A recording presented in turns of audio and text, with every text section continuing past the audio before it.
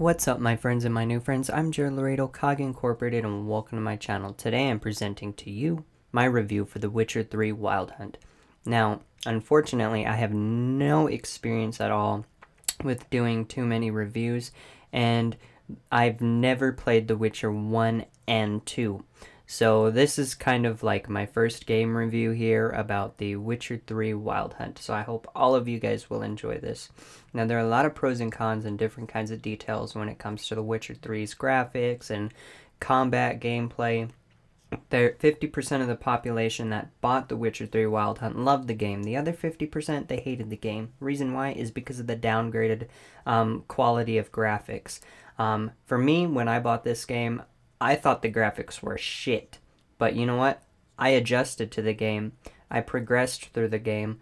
I loved the game. I continued to play it as the story expanded out and my interest towards the game became more clear and desirable. Now, the game starts out slow, and the quests are slow, the missions are slow, the dialogue scenes are slow between the characters and the cutscenes. Now, one great fact about this game that I haven't really seen in too many games before are flashback scenes.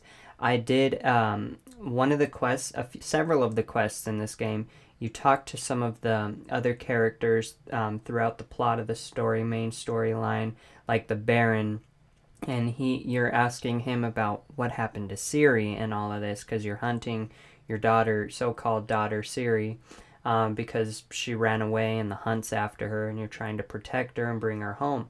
Well, anyway, the Baron, and this happens throughout the game several other times as flashback occurrences. You get to actually see flashback scenes. Now, in a lot, when they're telling a story about what happened in the past. Now, a lot of the games that I've played with experience, within the last like 3, 4, 5 years, all of my life, I haven't really seen too many flashback scenes in video games. They would just within the dialogue or within the cutscene, they would talk about what happened in the past and wouldn't really show anything, no combat or involvement with other characters and what happened with the situation and how it expanded and evolved. Well, that's one thing I really appreciated about The Witcher 3 Wild Hunt is the flashback cinematics into the past and telling Ciri's story so Geralt of Rivia would understand it more clear. And I enjoyed that a lot. Now, this game, it's an RPG. I actually think it's one of the best games I've played on next gen. Again, I've never played The Witcher 1 and 2. I've never really done a review on anything before, but The Witcher 3 Wild Hunt, absolutely incredible. I'm playing this game currently on Death March difficulty, and I'm going to tell you what a pain in the ass it is. It's a lot, I'm just going to tell you guys, this game reminds me a lot of Skyrim, Bloodborne, and Dark Souls 2. Now, I expected the graphics to be like Bloodborne on the PS4 or GTA 5 remastered on the PS4 or Xbox One graphics, Those were actually pretty beautiful. Or when Skyrim first came out. When Skyrim first came out and you played the game, everybody's minds were blown. They were like, wow, these graphics are incredible. Well, I actually thought the graphics on Skyrim were incredible myself as well.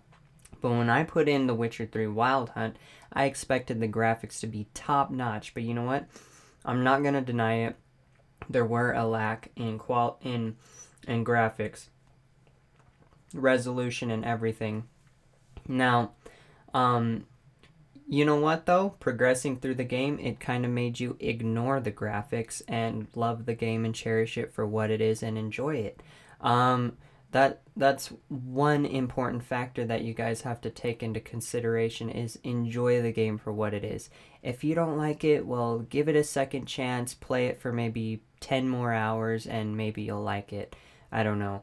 But this is an RPG game. It has a plot, tells a lot of story, and the cutscenes and the side missions, quests, everything, plot, story, competitions, tournaments, absolutely enjoyable. It reminds me of Skyrim and Dark Souls gameplay. However, Skyrim didn't really have much of a story to it. But you know what? The Witcher 3 Wild Hunt had a lot of story to it. And Skyrim's one of my favorite games of all time. And I'm just going to go ahead and compare The Witcher 3 to Skyrim. They're not the same game. They're completely different games. But they're somewhat similar to each other. Especially like considering the RPG feel and somewhat of the combat and the dialogue scenes and the cutscenes and all of that. Now for the gameplay, I'd have to say it's a lot like Dark Souls 2 and Bloodborne. The reason why is because to me, when I played Dark Souls 2, I thought that game was hard as hell, especially for it just being on one difficulty. And I've never played Dark Souls 1 or Demon Souls. Dark Souls 2 to me was a pain in the ass, especially the Ancient Dragon boss fight. I died like 400 times against that beast. Wow. On top of that, Bloodborne was a great game. However, it didn't have much of a story either. It just had combat and all kinds of stuff, and I don't know, it was different. It was more like it's not a sequel to Dark Souls or Dark Souls 2. From what I heard, it was supposed to be somewhat more similar to Demon Souls, but you know what? I thought Bloodborne was good. I thought it was hard, but I thought Dark Souls 2 was harder than Bloodborne. But back on topic here is The Witcher 3 Wild Hunt's gameplay reminds me of those two games. The reason why is if you play The Witcher 3 Wild Hunt on Death March difficulty and you give it a couple chances and you progress through the storyline and you try to take on enemies, The Witcher 3 Wild Hunt makes you suffer. Like, on Death March difficulty, in order to do certain quests, like level 20 quests, level 30 quests, level 40 quests, or just about anything, you know, like high-leveled quests, if you're going to pass those quests, you have to either be the exact level that's recommended for those quests, or if you're not, you're going to be shit out of luck, and it's going to be hard as hell for you. And you're going to want to save a lot, which is what I kind of do, is I save a lot in video games. Especially if I'm playing on a hard difficulty. I like to utilize that ability to save as much as possible.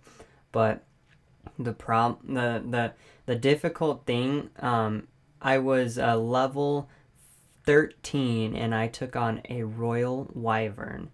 That was probably a level 25, and this was a level 23 Witcher contract quest. And you had to take out 2 wyverns before fighting that Royal Wyvern. And I accomplished this on Death March difficulty. Now the gameplay is very strategic. It could have used some work. They could have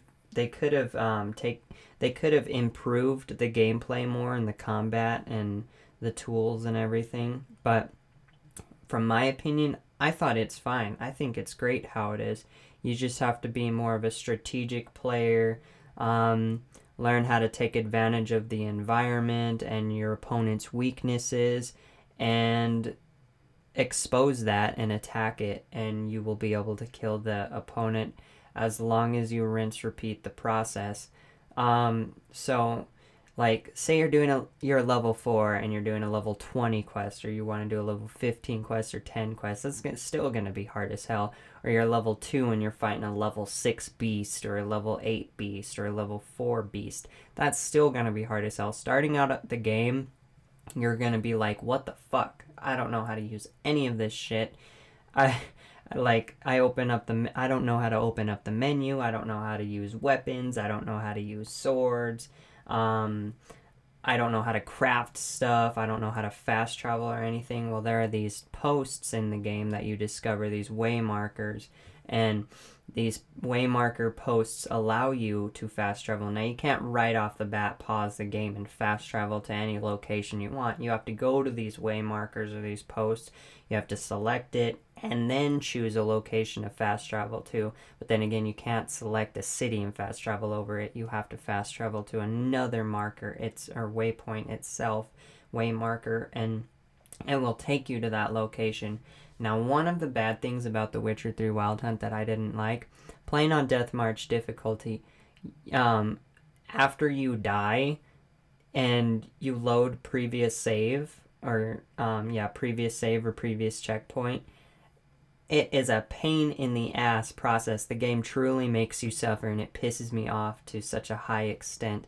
Like, you have to wait through the loading screen for about 10 minutes, or not 10 minutes, but like maybe like a minute and a half. I timed it. Pain in the butt. Like, when you're going through that, you're like, well, what the fuck am I gonna do for a minute and a half? Well, you could get on your phone, get on Twitter, get on Instagram, and then finally you load it back up, and you're right before you fight a boss, and then you go and you die again, and then you have to sit through another minute and a half of loading screen. I really think that CD Projekt Red, WB, they could have improved this game, improved the combat system a little bit, made it a little bit more easier for the user, and improve on the loading screens. Like, the loading screens, completely ridiculous. Like, come on, what the fuck? I absolutely despise the loading screens in this game, but doesn't mean I'm gonna stop playing it, you know. This is a great game.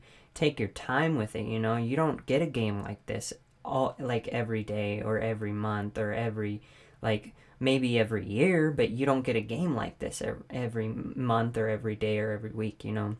Something like this is special. You gotta cherish it, take advantage of it, utilize it, and enjoy the game for what it is.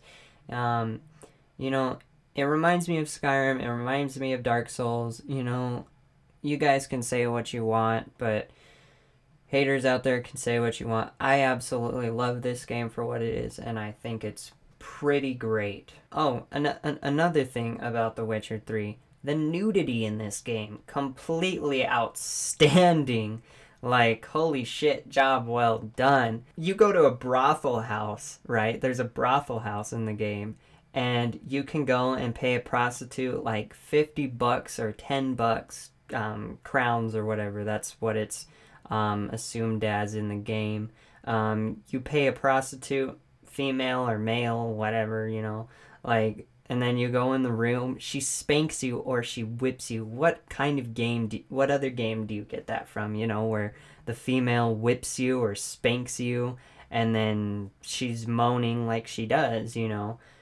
Nudity, you guys can judge whatever, like, you know, go find out for yourself. You guys are going to be like, whoa, you know, I couldn't get this in Skyrim, or I couldn't get this in Dark Souls, or I couldn't get this in Fallout 3 or Red Dead Redemption. Maybe in GTA, but you know what? GTA, like, you have to go to a strip club and then pay the chick and do enough, and then she'll give you a lap dance or whatever, you know, like, sometimes with her clothes off, I believe, and then you can go and pick up a prostitute on the road, take her in your car and everything, and hide somewhere in an alley for you two to get it on. But you know what? This game is incredible. It's different. Like, you go in a room, you see full-on action, everything, you know? Like, later on throughout the story, you get to have sex with Triss and freaking Yennefer on a freaking unicorn. Like, what the hell? You know, who thought of that? I don't know, but you know what? I honestly think that this game was absolutely incredible. Go buy it, you guys, if you want a long game, you want long quests, you want something hard to play. Death March difficulty is a real challenge. I don't know. I hope you guys enjoyed this video. Let me know your thoughts. Tweet me. Instagram, follow me. I hope you guys enjoyed. Remember to have a positive, incredible day, and enjoy life. So have a great day, and peace out.